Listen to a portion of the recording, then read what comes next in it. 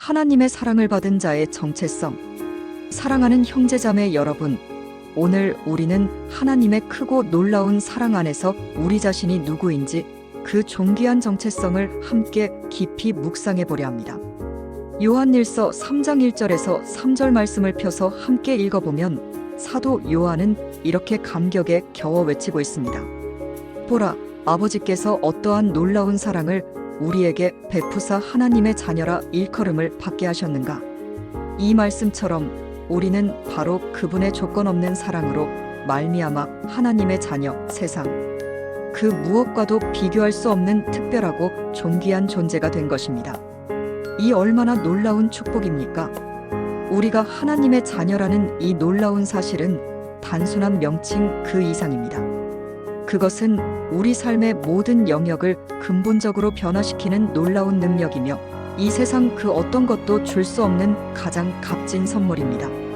로마서 8장 14절에서 17절 말씀을 묵상해보면 사도 바울은 이렇게 힘차게 선포합니다.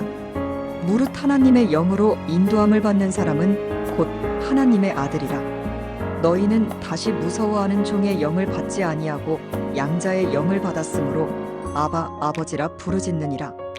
이 말씀이 우리에게 주는 위로와 소망은 얼마나 큰지요.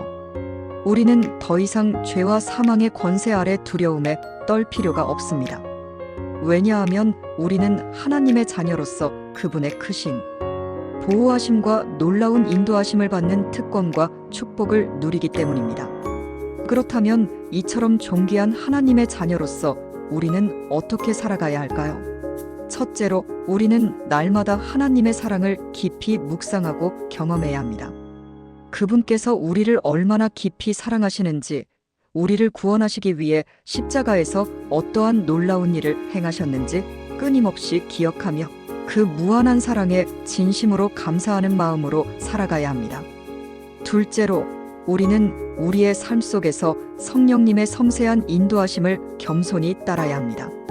성령님은 우리를 모든 진리 가운데로 친히 인도하시고 하나님의 선하시고 기뻐하시고 온전하신 뜻을 분별할 수 있도록 지혜와 능력을 더하여 주십니다. 셋째로 우리는 서로 뜨겁게 사랑해야 합니다. 하나님의 크신 사랑을 받은 존귀한 자녀들로서 우리는 서로를 조건 없이 용납하고 따뜻하게 격려하며 겸손과 사랑으로 서로를 섬겨야 합니다. 이것이 바로 우리가 세상에 보여주어야 할 아름다운 모습입니다.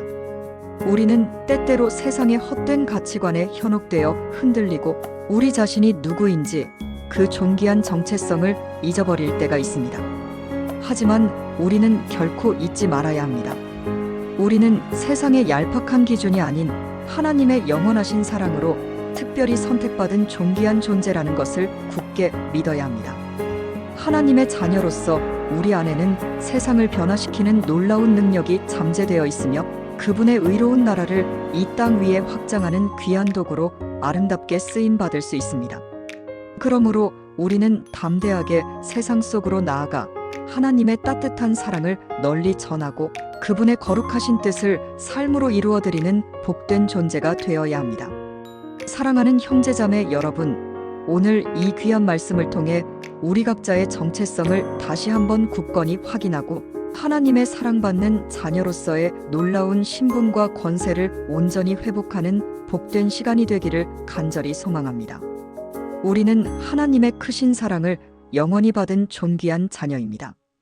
이 놀라운 진리를 우리 마음 가장 깊은 곳에 새기고 어둠으로 가득 찬 세상 속에서 빛과 소금의 역할을 기쁨으로 감당하며 살아갑시다. 하나님의 무한하신 은혜와 변함없는 평강이 언제나 여러분의 삶에 풍성히 함께 하시기를 간절히 축복합니다. 아멘.